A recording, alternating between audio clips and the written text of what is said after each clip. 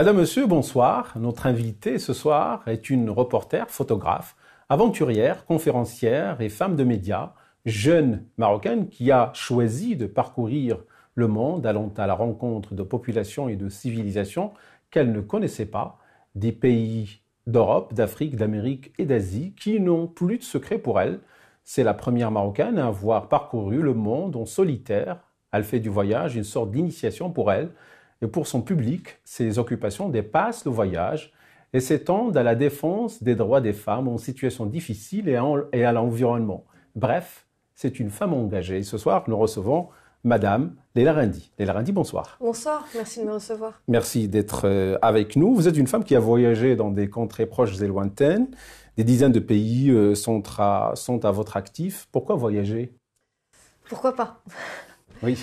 Je pense que c'est un héritage familial qui m'a été inculqué et très vite j'ai eu le goût du voyage parce que je me suis rendu compte que ça nous permettait de découvrir le monde, de se découvrir soi-même et pour moi ça a été une vraie école, le voyage. C'est quelque chose qui a été vite un mode de vie et à 15 ans j'ai commencé à voyager seule. Voilà, vous l'avez commencé alors que vous étiez encore écolière. Oui, voilà, j'étais jeune. Après, c'est sûr que les voyages à 15 ans ne sont pas les mêmes à 20 ans, ne sont pas les mêmes à 30 ans. Alors, vous dites que je suis jeune, je vous remercie. J'ai 39 ans aujourd'hui. C'est sûr que les voyages aujourd'hui ne sont pas les mêmes, mais on peut toujours continuer d'apprendre. Ça permet de développer une grille sur le monde, ça permet d'avoir un éclairage différent, de voir ce qui se passe ailleurs, d'ouvrir notre esprit aux autres cultures, aux autres religions, aux autres modes de vie, aux autres systèmes politiques, et d'essayer de revenir avec ce bagage-là, effectivement aussi, d'essayer de le partager avec le plus grand nombre. Et quand vous avez commencé à voyager, est-ce que vous aviez cette idée en fait de le partager, d'en faire carrément une sorte de métier, une sorte de marque, Leila Rendi? Non, pas du tout. Moi, je me destinais pas à cette voie-là en réalité. J'ai toujours aimé l'école, j'ai toujours aimé faire des études. Je suis diplômée de Sciences Po Paris. J'ai fait un exécutif programme à Harvard. Je suis diplômée d'université en Angleterre et je travaillais dans les relations internationales. J'étais chargée de mission en relations internationales à la Chambre de commerce en France et j'aimais beaucoup ça. Mais à côté de ça, je voyageais dès que je pouvais. Mes économies, elles allaient dans les billets d'avion. Après, une fois sur place, c'était généralement petit budget parce que mes voyages à moi, c'était être en immersion le plus possible, aller à la découverte, à la rencontre du mode de vie, au plus proche des gens, de la vie des gens. Donc, ça veut dire manger dans des boui-boui, dormir chez l'habitant, faire de l'autostop, prendre des cars de nuit, des trains qui n'en finissent plus, 52 heures des fois de train debout, en Chine notamment. Et c'était une passion. Et à un moment, il a fallu faire un choix entre la carrière institutionnelle. Moi, je rêvais de travailler à l'ONU, et c'est pour ça d'ailleurs que j'ai intégré Sciences Po Paris, parce que je voulais faire de la politique pour avoir un impact sur la vie des gens. Et je me suis rendu compte qu'on pouvait avoir un impact de plein de manières différentes. Et effectivement, le partage, les médias, c'est avéré être un de ces moyens-là, mais qui est venu de manière très naturelle. J'ai commencé d'abord par la photographie, parce que je vivais des choses tellement belles et tellement incroyables que j'avais envie de partager ça avec mon entourage. Donc ça a commencé par la photographie. Puis après, en Thaïlande, en 1999, le temps passe vite, j'ai commencé à filmer. Et donc j'ai appris sur le terrain à écrire, à prendre des photos et à filmer. Petit à petit, j'ai proposé des collaborations avec la presse et puis les choses se sont faites. Et quels sont les pays qui vous ont le plus marqué? C'est une question qui est difficile parce que je n'ai pas ce réflexe de hiérarchiser ou de quantifier. Par exemple, on me pose souvent la question dans combien de pays est-ce que tu es allé? Je ne sais pas réellement parce que c'est pas un objectif en soi que de faire le plus grand nombre de pays possible. On pourrait passer 3 jours dans chaque pays et faire tous les pays du monde. Moi, c'était pas ma démarche et ça ne l'est toujours pas aujourd'hui. De la même manière, hiérarchiser le beau ou l'expérience, c'est un peu difficile. D'autant que je me suis rendu compte que finalement, ce n'était pas tant le pays où on allait qui faisait qu'on allait l'aimer ou pas, mais davantage l'expérience qu'on allait y vivre. Donc, à leur manière, beaucoup de pays m'ont marqué. Bien sûr, le Chili. Voilà, et puis la Chine aussi semble vous intéresser plus. En fait, parce que le Chili a été mon premier voyage au long cours. Je devais faire un stage à Sciences Po et j'ai cherché à le faire dans un pays que je connaissais pas. Il se trouve que j'ai trouvé un stage au Chili, donc j'y suis allée. Ce qui m'a permis après de faire un voyage extraordinaire des glaciers du Sud au désert du Nord, 4000 km par la route. Et ça a été mon premier voyage au long cours, plusieurs mois. L'année d'après, la Chine, pareil, ça a été un voyage très marquant parce que ça a confirmé mon amour du voyage et mon envie d'en faire un mode de vie. Pareil, j'ai travaillé dans un organisme gouvernemental, j'ai fait mon stage et après, avec cet argent que j'ai gagné, j'ai voyagé partout. Pas partout non, parce que la Chine est un continent, on peut pas aller partout, mais en tout cas j'ai fait un grand tour. En passant, je suis allée au Tibet, je suis allée dans les provinces musulmanes dont on parle beaucoup aujourd'hui. Je suis retournée à Paris où j'étais encore étudiante par le train, en passant par la Mongolie, plusieurs semaines à cheval, le transsibérien, le camping dans le lac Baïkal. Donc ce voyage en Chine a été très marquant. La Palestine, où je suis allée, est un pays qui m'a beaucoup marquée parce que je suis allée en Palestine avec cette intention de parler du dialogue possible avec le voisin israélien et finalement je me suis rendu compte qu'on était dans une impasse. Donc ça m'a vraiment marquée de voir la détresse des gens là-bas. Les États-Unis aussi m'ont beaucoup marquée parce que on arrive là-bas et on voit des drapeaux des États-Unis partout et ça m'a touchée de me dire ah bah ouais, ce patriotisme et cette envie d'afficher son amour pour son pays. Mais justement, en fait, des enseignements que vous avez glanés ici et ailleurs, en fait, quand vous êtes dans ces pays, qu'est-ce que cela peut-il vous inspirer au Maroc d'aujourd'hui? On se rend compte que finalement, souvent, on partage les mêmes rêves, les mêmes problématiques, les mêmes enjeux, les mêmes défis qu'on veut relever quand il est question de la jeunesse. Souvent, les problèmes de l'éducation liés à l'éducation se ressemblent. Lorsqu'on parle des femmes, des droits des femmes, souvent, moi, je me suis rendu compte que dans de nombreux pays, on avait les mêmes problématiques, cette envie de vouloir concilier l'émancipation ou la carrière professionnelle avec ce besoin d'avoir une vie personnelle épanouissante, la dualité entre être mère et travailler en même temps. On retrouve des ingrédients, des problématiques communes. Après, elles s'expriment différemment. L'environnement n'est pas le même, le cadre légal n'est pas le même, la culture n'est pas la même, mais c'est vrai que c'est une des intentions du voyage pour moi et de partager les témoignages que je recueille et les interviews que je réalise, c'est justement d'essayer de contribuer à ouvrir notre esprit et de soulever des questions d'ordre politique, culturel, religieuse, sociétal. D'ailleurs, l'émission que je faisais sur 2M, Voyage avec Laila Randi, même si c'était une émission de voyage, qui faisait découvrir le monde, qui c'était un bol d'air où on vivait vraiment des aventures, derrière, il y avait des interviews politiques, il y avait des interviews avec des activistes, avec des représentants religieux. On parlait de droits des femmes, on parlait d'excision, on parlait de voile, on parle de système politique. Et ça, je trouve que c'est une vraie réussite parce que, du coup, ça s'adressait à un public de 7 à 77 ans et ça permettait de soulever des questions qui, quelquefois, remontaient même en question orale au Parlement, ici, au Maroc. Il y a un contenu très sérieux engagé dans vos voyages. Et déjà, on pourrait aussi faire une interprétation du fait que vous voyagez en tant que femme marocaine seule, comme une sorte d'invitation aux femmes marocaines de se libérer. Vous partagez en fait cette façon de voir les choses? Oui, c'est vrai que d'ailleurs, lorsque Salim Chir de 2M m'a contacté, on se connaissait pas du tout, mais il avait entendu parler de moi parce que j'étais un peu cette ovni de jeune femme marocaine avec son sac à dos de 30 kilos qui parcourait le monde et qui osait l'aventure. Et donc, il a dit, bah, tiens, on va faire cette émission-là. Ce que tu fais, on va le faire pour la télévision. Et c'était un acte fort, c'était un acte même citoyen parce que c'est la première fois qu'on avait une émission de ce genre au Maroc et pas que au Maroc finalement. J'ai appris plus tard que c'était même dans tout le Maghreb parce qu'on regarde les émissions de voyage, mais c'est souvent branché aux satellites, les émissions qui nous viennent de l'étranger et qui sont d'ailleurs très bien.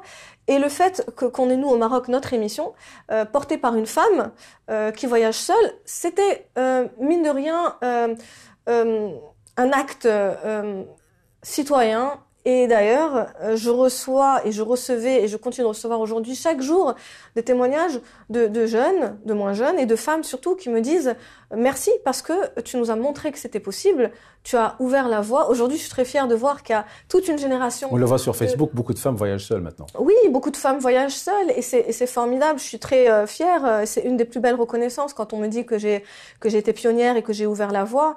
Maintenant, moi, c'est pas, je veux pas encourager nécessairement les gens à faire comme moi. Mon message n'est pas de dire voyager.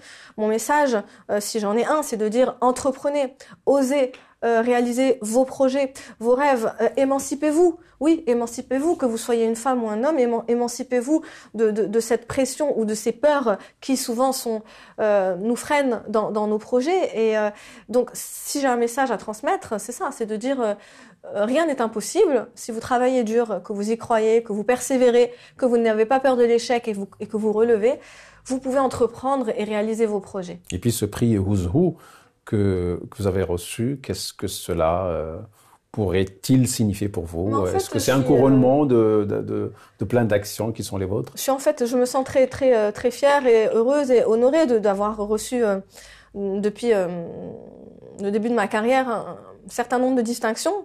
J'ai été décorée chevalier de l'Ordre des Arts et des Lettres par le gouvernement français. Et effectivement, vous mentionnez le prix Who is Who des femmes leaders dans le monde. Ça a été une très belle reconnaissance parce que c'était vraiment les femmes leaders à travers le monde, différents secteurs d'activité, et qui m'aient choisi. Pour moi, c'est une reconnaissance. C'est sûr qu'on en a besoin parce que ça nous encourage à aller de l'avant. Ça nous dit que oui, on a une influence, on a un impact et qu'il faut continuer. J'ai été nominée aussi au Monaco Influencer Award dans la catégorie philanthropie. Pour moi, la plus belle des catégories parce que j'ai été reconnue comme étant une influence positive et un modèle de femme. Pour moi, ça, c'est une très belle reconnaissance. Maintenant, la plus belle des reconnaissances, comme je le disais tout à l'heure, c'est finalement les témoignages que je reçois de la vie réelle, des gens réels qui me disent « Moi, je m'appelle Semia, voilà ce que j'ai pu faire grâce à vous, vous m'inspirez chaque jour. » Ou bien quand j'ai le cafard ou quand j'ai un peu peur, je pense à vous, je regarde vos émissions, je regarde ce que vous faites et ça me donne envie d'avancer. Pour moi, c'est ça les plus belles reconnaissances. Et vous invitez les femmes à lorgner le leadership. En fait, dans une société comme la nôtre au Maroc, est-ce que c'est difficile? C'est certainement difficile. C'est un chemin semé d'embûches pour les femmes. Quelle vision est la vôtre par rapport en fait à cela, à ce problème, à cette problématique? C'est vrai. Au Maroc, on a un poids sociétal, un poids culturel, un poids religieux parfois, un poids de la société patriarcale qui a tendance, malgré des lois et une constitution qui nous protège, à réduire les femmes ou enfermer les femmes dans des rôles qui sont assez réducteurs. Et moi, souvent, on me dit « Oui, mais toi, tu as pu faire ça, mais tu n'es pas mariée, par exemple. Oui, mais toi, tu as pu faire ça, mais tu n'as pas d'enfants. » Voilà. Je suis mariée, j'ai des enfants, et je leur dis « On peut. On peut être femme, épouse, mère, marocaine, arabe, musulmane, maghrébine, africaine, et être libre. Être libre de voyager, de travailler, de croire, de ne pas croire, de se déplacer. Et ça fait partie des messages que je veux transmettre. Et du coup, une des choses que je dis souvent aux femmes, c'est « Mesdemoiselles, autant on ne peut pas choisir sa famille et il faut négocier avec elle, sans jamais être dans la provocation. Moi, je suis pas ni dans la subversion ni dans la provocation, juste dans la revendication des droits qui sont les nôtres et qui sont reconnus et par les lois et par les constitutions. Simplement, des fois, les lois avancent plus vite que les mentalités. Et ça, c'est un problème dans nos sociétés et pas que au Maroc, dans d'autres pays. Je leur dis, mesdemoiselles, choisissez bien votre mari. C'est tout bête à dire, mais c'est essentiel parce que le mari, il doit justement être un partenaire et il doit encourager les femmes à s'émanciper, à se développer, à se réaliser. Il doit les tirer vers le haut et pas le tirer vers le bas. Et souvent, j'ai des témoignages de femmes qui me disent « Moi, je rêve de faire ci ou de faire ces études ou de faire ce métier, mais mon père ou mon frère ou mon mari ou mon voisin, on ne sait pas ce qu'il a à faire dans l'histoire. » Mais quelquefois, c'est ça, c'est la société qui m'en empêche. Et là, je dis, si vous y croyez dur comme fer, essayez de réaliser vos projets. Voilà, et puis on vous donne le surnom de Bent Battuta, en fait en référence à Ben Battuta, qui est le voyageur légendaire marocain qui a vécu il y a quelques siècles. C'est une grande responsabilité. Oui, ça c'est un... Vous connaissez l'homme déjà, il sert ici? Pardon? L'homme, je parle de Ben Battuta. Oui, bien sûr, c'est un illustre personnage historique qui est marocain, dont on parle beaucoup à l'étranger. D'ailleurs, on a fêté on fête sa mort régulièrement à l'étranger. On n'entend pas parler justement, vraiment au Maroc, il passe pour il est connu, mais bon, il n'y a qu'à voir sa tombe pour se rendre compte vraiment du laisser-aller et qui est... C'est un personnage historique, c'est vrai, et je trouve que finalement au Maroc, en règle générale, on n'a pas cette C'est une reconnaissance. C'est pas question de... Non, je parle pas de reconnaissance. Honnêtement, moi, j'en suis pas là. Et c'est vrai, puisque vous le dites, j'ai reçu de nombreuses reconnaissances et de prix internationaux, que ce soit américains, européens, africains. C'est vrai que le Maroc n'est pas souvent là. Souvent, le Maroc... je parle de cette reconnaissance posthume, en fait. Mais moi, je parlais pas de ça. Je parle plus de l'histoire. On a des choses exceptionnelles dans notre histoire, mais on ne la transmet pas. Et je trouve ça dommage parce qu'on gagnerait vraiment à se réapproprier notre histoire, notre identité plurielle. Le Maroc n'est pas pas que arabe, il n'est pas que musulman. Le Maroc, il a été beaucoup de choses. Il est berbère, phénicien, influence juive, c'est carrefour des civilisations, méditerranéen. Et quelquefois, on a tendance à réduire l'identité à ça. Ce qui est à l'origine de nombreuses incompréhensions ou de nombreux conflits. Donc, quelquefois, je dis juste, essayons de nous souvenir d'où nous venons, qui nous sommes, et je pense qu'on aurait vraiment de quoi être fiers. Et puis voilà, donc vos voyages, en fait, c'est lié à un contenu très engagé, et j'aimerais bien en fait vous poser quelques questions concernant la situation des femmes au Maroc, parce que vous en parlez. Et quel regard portez-vous sur la femme marocaine? Moi, je suis très fière de voir qu'il y a des femmes pilotes de ligne, des femmes chirurgiens, des femmes dans tous les secteurs d'activité, des femmes ministres. Aujourd'hui, même s'il y a des femmes ministres, quand j'ai vu la dernière photo du gouvernement, je voyais les quelques femmes qui étaient là, on les voyait presque pas, elles étaient en arrière-plan. Moi, je voudrais qu'elles soient devant, je voudrais qu'on les montre plus, je voudrais qu'il y en ait plus, je voudrais qu'elles aient des portefeuilles qui ne se cantonnent pas à celui de l'artisanat ou de la solidarité, parce que les femmes sont bien sûr légales et capables d'avoir des portefeuilles ministériels, des affaires étrangères ou de l'intérieur. J'aimerais bien qu'on aille vers ça. Donc, je suis très fière parce qu'elles sont présentes partout. Oui, mais n'importe quel poste, en fait. N'importe quel poste. Il y a des femmes qui militent pour plus de représentativité des femmes dans la sphère publique, et on en a besoin. Et donc, je suis fière qu'elles soient partout, mais je regrette qu'elles ne soient pas assez visibles. Moi, je crois vraiment, vraiment au pouvoir du modèle et au pouvoir et l'influence des médias. Donc, je pense qu'il faudrait qu'elles soient plus présentes et plus visibles. Et la situation des femmes... comme je le disais tout à l'heure, on a des lois, on a une constitution qui bien sûr, il y a encore des améliorations à faire. On parle régulièrement de certaines revendications légitimes, pas que des femmes, mais pour le droit des femmes. Mais déjà, essayons déjà juste d'appliquer les lois existantes. C'est déjà, par exemple, la réforme de la Moudouena, quand on s'en rend compte, sur le terrain, elle peine à être appliquée. Pourquoi? Parce que les mentalités ne sont pas encore là, parce que les lois doivent être appliquées à la fin par des hommes qui ne sont pas toujours convaincus ou qui ne veulent pas toujours laisser leur place, parce qu'au final, si on veut être légal, il faut aussi laisser sa place aux femmes, et c'est pas encore le cas. Donc, je pense que l'état de droit, c'est important. Il y a encore des progrès à faire, bien sûr. Régulièrement, on demande des réformes de certaines lois. Mais l'état d'esprit, c'est peut-être encore plus important. Et ça passe par l'éducation, et ça passe par l'école, et ça passe par les sensibilisations. Et puis vous vous insurgez contre le mariage de la Fatiha, pourquoi? Entre autres, en fait, c'est pas que je m'insurge pas contre le mariage de la Fatiha. Dans le cadre de mon travail et de mes témoignages, parce que je réalise beaucoup d'interviews, et effectivement, le sujet des femmes est un des sujets qui me tient à cœur, comme l'environnement, vous l'avez mentionné tout à l'heure, et parce que j'ai été amenée à rencontrer plusieurs femmes qui se sont retrouvées dans des situations très problématiques parce qu'elles ne se sont mariées que par mariage religieux, la Fatiha, et il n'y a pas eu l'acte civil. Pourquoi? Parce que le mari disait on a le temps de le faire, on le fera demain, ou bien il faut que j'arrange des papiers et quoi. Et finalement, ce sont des cas où les hommes profitent de l'amour ou de l'innocence ou de la naïveté de leur compagne pour finalement ne jamais faire d'acte civil. Et ce sont des femmes qui, du jour au lendemain, une fois que le mari a fini de s'amuser le temps d'un été et est reparti vaquer à ses occupations, elles se retrouvent divorcées sans être vraiment divorcées, d'avoir aucun statut, aucune protection, et ça donne lieu à des cas très compliqués. Donc en fait, je me suis pas insurgée contre le mariage, la Fatiha, je me suis insurgée contre le mariage dit de jouissance, où des hommes profitent des femmes et les laissent dans des situations très compliquées, dans des sociétés où une femme qui n'est plus vierge est stigmatisée, où une femme divorcée est aussi stigmatisée, et où c'est très compliqué. Quelle serait la solution pour vous?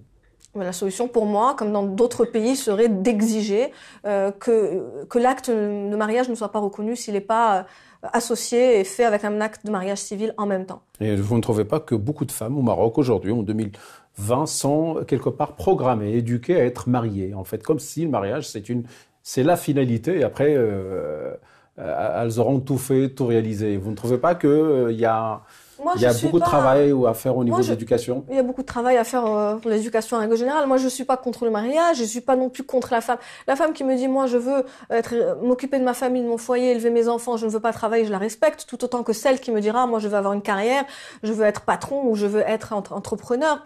Moi, je suis pour le choix, voilà, pour le libre arbitre, que chacune puisse se sentir suffisamment libre de réaliser ce qui lui est cher. C'est la simple chose que je dis. Et c'est vrai qu'aujourd'hui, les mentalités doivent encore évoluer et l'éducation est la clé. Alors on en parle beaucoup, on en parle souvent, le budget de l'éducation est là, mais derrière les réformes ne suivent pas. On a un problème, c'est que le temps des réformes est long, le temps du politique est court, donc c'est dur de mettre en place des politiques qui s'inscrivent dans le cadre d'une vision long-termiste et d'un projet de société. J'aimerais bien avoir votre avis sur ce débat en fait qui est quelque part qui est très persistant sur les libertés individuelles.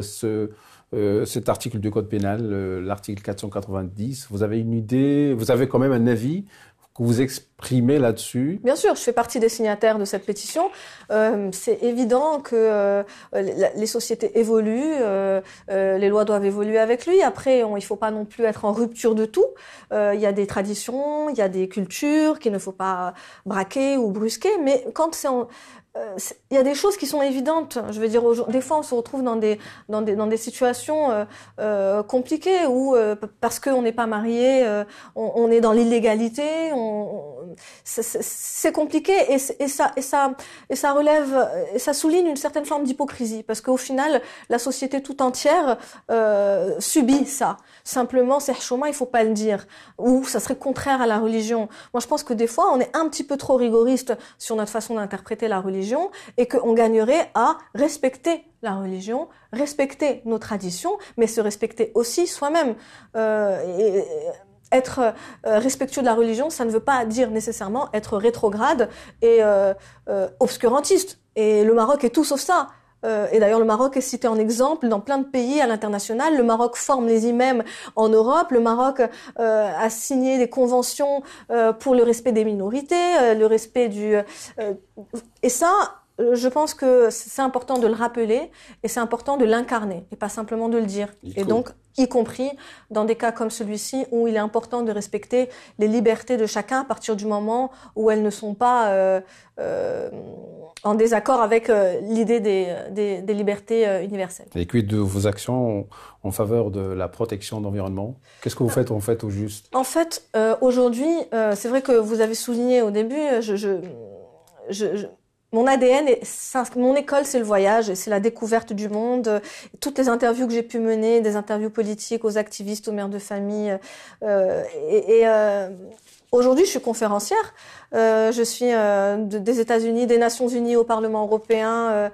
Je suis amenée à partager ces témoignages et à m'exprimer et à prendre position. Moi, je fais partie de ceux qui disent qu'à partir du moment où on a un minimum de visibilité, un minimum de notoriété, vous l'avez dit tout à l'heure, mon nom est devenu une marque, j'en suis très fière et j'essaye de la protéger, j'essaye de la mettre au service des causes auxquelles je crois. Vous avez mentionné le droit des femmes, l'environnement en est une autre et finalement, ce sont deux causes assez similaires dans le sens où elles sont universelles et elles concernent tout le monde, dans le monde entier. Et toutes les femmes du monde aspirent à être libres et l'égale de l'homme. Et nous tous, humains, aspirons à avoir une planète en santé. Donc c'est vrai que parmi les messages que j'essaie de transmettre, il y a aussi la protection de l'environnement. Donc moi aujourd'hui, quand j'interviens dans des conférences, que ce soit aux Nations Unies ou au Parlement européen, c'est sur ces thématiques-là, mais aussi sur les thématiques de la jeunesse, les thématiques du empowerment des femmes et le dépassement de soi. Et d'ailleurs, un des projets sur lequel je travaille aujourd'hui, j'ai la chance d'être régulièrement sollicitée par les universités pour aller à la rencontre des jeunes, pour leur dire entreprendre, entreprenez, osez, allez au-devant de vos projets, parce que je trouve qu'on manque de ça au Maroc. Au Maroc, on veut juste la planque, en fait. On veut la stabilité, la sécurité, on veut pas trop prendre de risques. Je peux comprendre. C'est valable pour les hommes aussi. J'ai pas parlé de femmes, je parle de culture en général, parce que l'entrepreneur n'est pas aidé, l'échec n'est pas valorisé, et donc du coup on prend pas trop de risques, on reste dans ces zones de confort. Donc je vais à la rencontre de ces jeunes pour leur dire essayez d'entreprendre. Et en fait tous les 2 jours je reçois une invitation à aller de Khribga à Agadir en passant par Tanger, et je ne peux pas faire toutes ces conférences-là parce que le temps ne me le permet pas et que souvent, généralement, 90% des cas, c'est entièrement bénévole. Donc du coup, on m'a soufflé cette idée de trouver un sponsor qui voudrait associer à cette image de jeunesse marocaine, d'entreprendre, de dépassement de soi, de croire en soi-même, de croire en l'avenir, pour pouvoir faire des conférences comme ça à travers tout le Maroc. Ça, c'est un des projets sur lesquels je travaille et qui m'est cher. Et pourquoi ? Parce que je pense, pour revenir, fermer la boucle sur votre question, je pense qu'on a la responsabilité d'avoir le courage de nos opinions et de nous exprimer quand on a de la visibilité. Quand j'étais sur 2M, c'était plus de 2 millions de téléspectateurs qui nous regardaient. Plus de 2 millions de personnes à qui on avait l'occasion de parler. Aujourd'hui, sur les réseaux sociaux, il y a près d'1 million de personnes qui me suivent. C'est à chaque fois à près d'1 million de personnes à qui j'ai l'occasion de m'adresser ou de transmettre des messages. Et je me suis rendu compte du pouvoir des médias comme vecteur de changement. Voilà, message transmis. Leila Rendi, merci. Merci à vous. C'est déjà fini. Voilà, merci. Madame, monsieur, merci de nous avoir suivis. Au revoir. Au revoir.